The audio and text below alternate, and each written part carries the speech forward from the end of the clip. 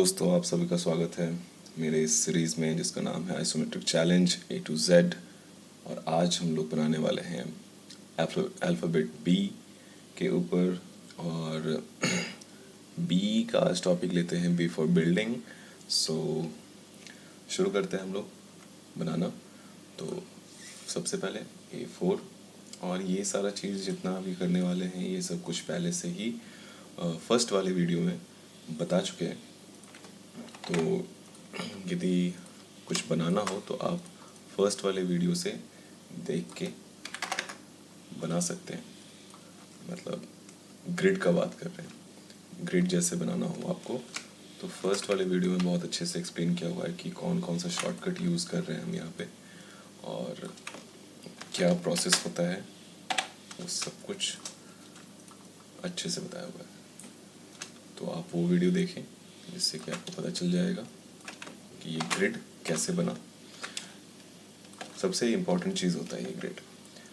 तो अभी बी लेते हैं हम लोग, बी ले लिया और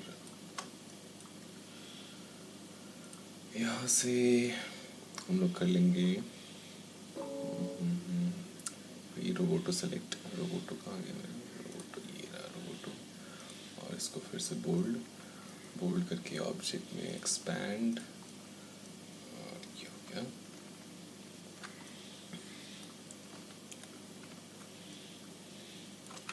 कंट्रोल वाई, सही है। सेलेक्ट किया, शेयर टूल लिया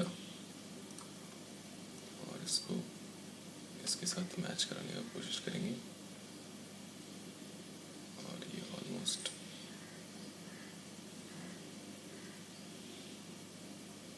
हो गया है।